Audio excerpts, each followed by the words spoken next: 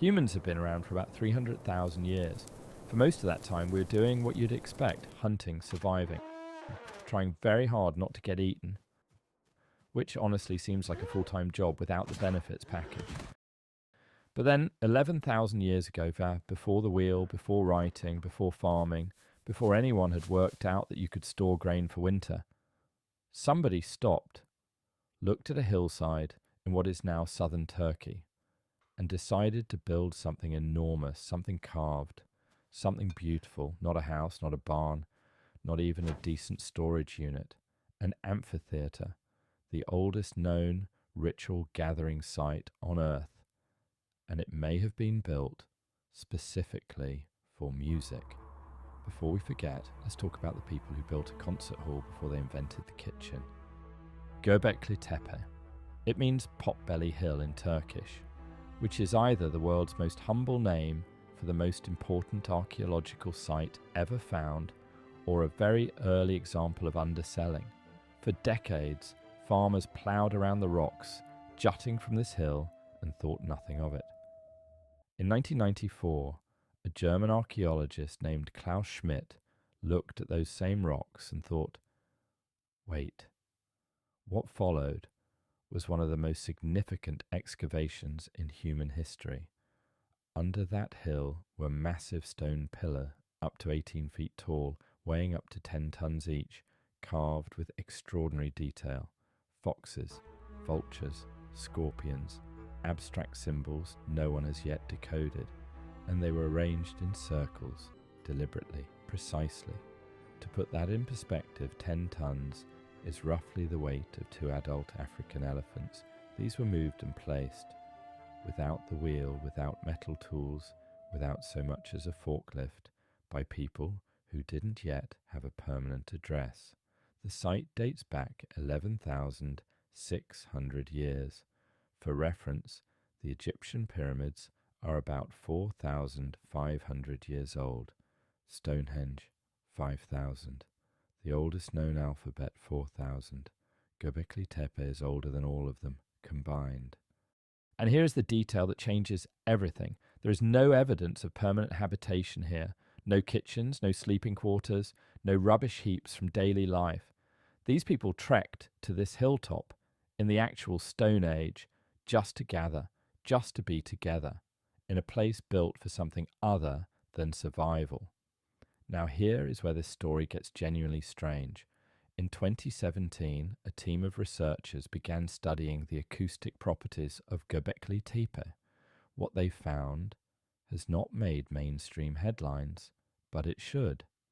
The stone enclosures at Göbekli Tepe produce unusual sound effects, echoes that bounce in ways that would have been dramatic and disorienting to anyone standing inside.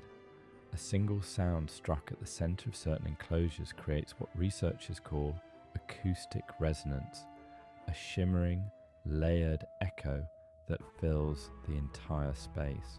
In other words, whoever built this place either accidentally created perfect acoustics or knew exactly what they were doing, and given that they moved 10-ton boulders by hand without a Google tutorial, I'm going with knew exactly what they were doing. Similar acoustic properties have been found at other ancient stone sites: Newgrange in Ireland, Chavinda-Huantar in Peru, certain caves in France used for prehistoric art.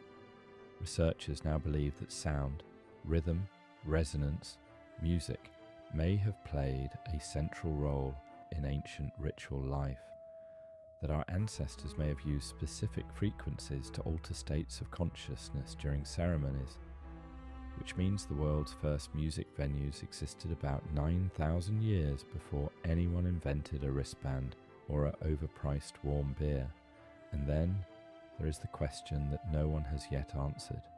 Who built Göbekli Tepe?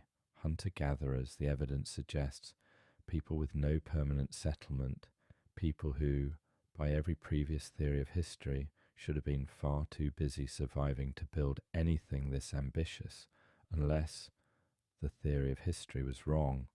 For generations, the story of human progress went roughly like this. First, we figured out farming. Then we settled in one place. Then we built cities. Then, somewhere along the way, we invented culture. Art, music, ritual, religion. Göbekli Tepe destroys that story completely. It turns out we didn't get culture after we got comfortable. We got culture first. And then, possibly culture is what motivated us to settle down and figure out the farming. The leading hypothesis among archaeologists now is that Göbekli Tepe wasn't built because people had extra time. It was built because people needed it, a gathering place, a shared sacred space, a reason to come back season after season, and eventually stay. Community ceremony music. These were not luxury additions to civilization. They may have been the engine of it. Which, if you think about it, explains a lot about why people still queue for 4 hours to get into a stadium and pay $12 for a lukewarm soda. Some things are ancient. The people who built this had no written language, no metal, no wheels. They left us no names, no stories, no record of what they were thinking. But they left us this, a 11,000-year-old message that says, before anything else, we build a place to gather, to listen, to feel something together. Göbekli Tepe was deliberately buried. About 8,000 years ago, someone, perhaps the people who built it, perhaps their descendants, filled it in, covered it with soil, sealed it. No one knows why. They may have done it to preserve it. They may have done it as part of a ritual ending. They may have just moved on. Though burying 11,000 years of your best work does seem like a bold filing system, what we know is that by sealing it, they accidentally guaranteed that it would survive for millennia, waiting under a hill in Turkey for someone to finally notice the rocks. 11,000 years ago, people who had nothing, not cities, not metal, not writing, chose to build something magnificent, not for survival, for each other. Before we forgot, they already knew what mattered. If you made it this far, you clearly have excellent taste. Like, subscribe, and share this with someone who deserves to know what they've been missing.